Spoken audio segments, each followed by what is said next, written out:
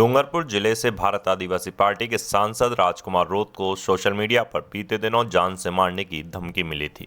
इस मामले में पुलिस ने चंद्रवीर सिंह नाम के एक व्यक्ति को तुरंत प्रभाव से गिरफ्तार कर लिया। पूछताछ में आरोपी ने नशे की हालत में धमकी भरे शब्द लिखने के लिए माफी भी मांगी, लेकिन पुलिस इस मामले की जांच को अब दूसरे एंगल से कर रही है। सोशल मीडिया पर भी सांसद रोत के समर्थक आरोपी पर सख्त कार्रवाई करने की मांग कर रहे हैं। इसी बीच खुद सांसद राजकुमार रोत ने एक वीडियो सोशल मीडिया पर पोस्ट कर आरोपी के कृत्य पर संदेह व्यक्त किया।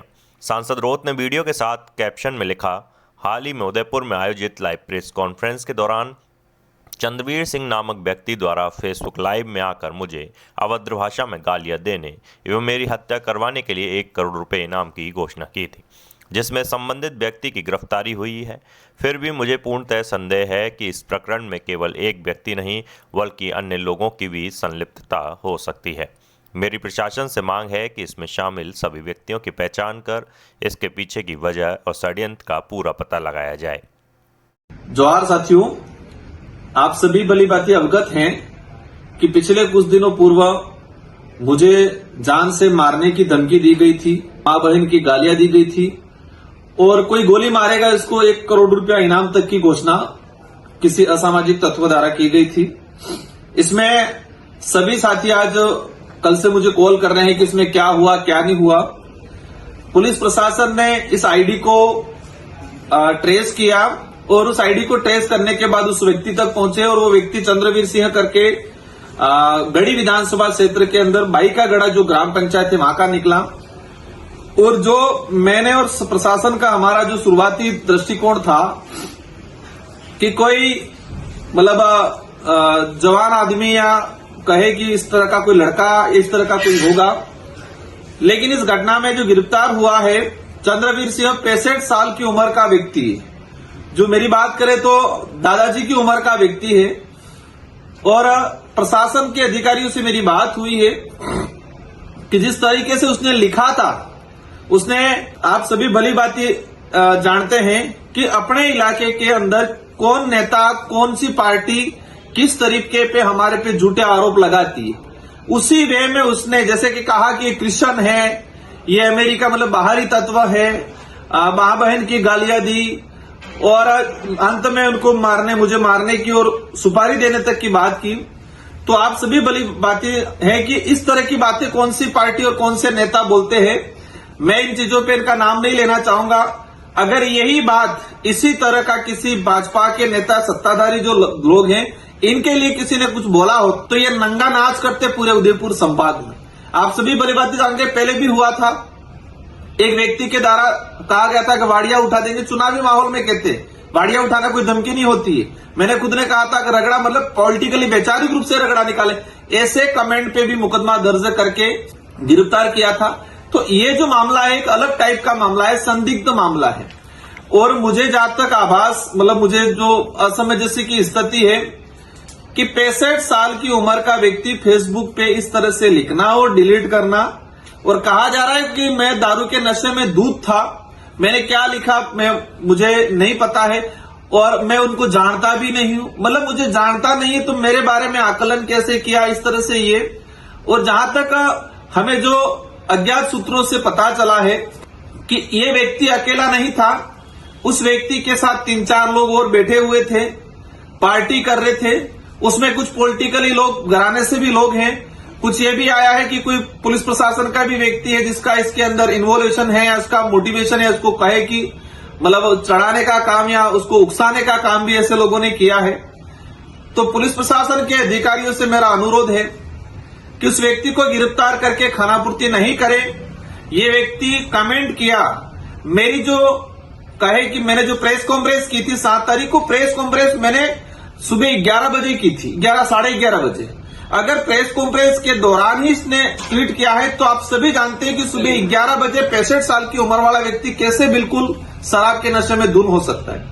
हम समझते हैं कि कोई भी व्यक्ति शराब पीता है तो वो दोपहर के बाद जो स्थिति बनती है शाम को या रात को लिख सकता है, हम समझ सकते हैं। तो प्रशासन स्पष्ट करे कि उस व्यक्ति ने किस टाइम पे लिखा, किस जगह पे बैठ के लिखा और उस जगह की सीडीआर उस जगह का कहे कि सारी लोकेशन ट्रेस करे कि उस जगह पर कौन कौन अन्य लोग थे उसके साथ कौन कौन बैठे थे और उस व्यक्ति का मोबाइल नंबर, कॉल लोकेशन निकाले, कॉल डिटेल सारी निकाले कि उस व्यक्ति का संपर्क किस किस लोगों से है और पिछले उस दिन और उस पिछले 2 दिनों में उस व्यक्ति ने किस किस नेता, किस किस अधिकारियों से संपर्क किया था। किसी के भी गले नहीं उतर रही है कि 65 साल का व्यक्ति अकेला बैठ के इस तरह से लिखे, ये कहीं भी किसी के गले नहीं उतरती है।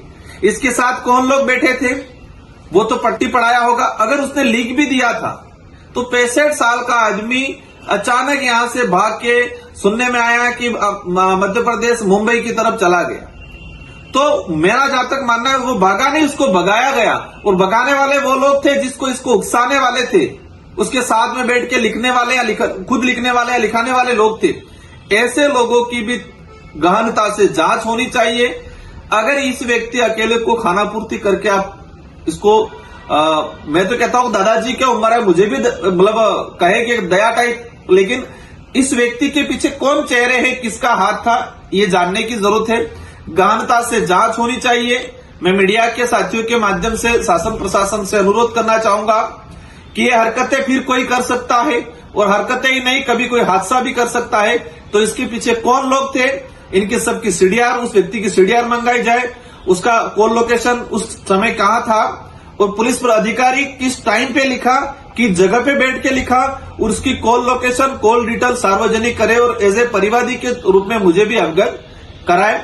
और बाकी क्षेत्र के सारे युवा साथियों से मेरा अनुरोध है, और अनुरोध से पहले मैं आपको धन्यवाद देना चाहता हूं कि मैंने आप सबसे अपील की थी कि हमें शांतिपूर्वक तरीके से, प्रशासन इसमें काम कर रहा था और अभी तक प्रशासन ने इसमें काम किया है। प्रशासन ने, मैं ही नहीं कह रहा हूं प्रशासन गलत है, लेकिन प्रशासन से मेरा अनुरोध है कि किसी के भी दबाव में आए बिना निष्पक्ष तरीके से इसकी जांच हो, इसके पीछे कौन लोग हैं उसकी पहचान हो और उनको भी सजा हो, क्योंकि ये बचेंगे कल उठा के कोई और बात होगी, कभी कोई हादसा भी करा सकते हैं।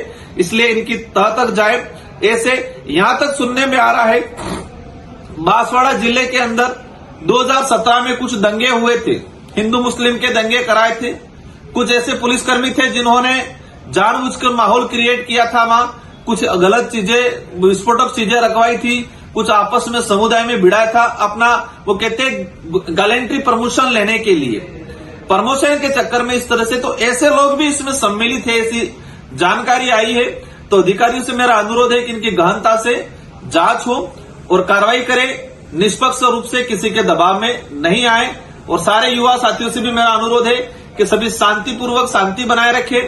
हम प्रशासन से अनुरोध करके प्रशासन पे दबाव बना के इसकी गहनता से जांच करा रहे हैं। आप सभी को धन्यवाद, आभार, जोहार।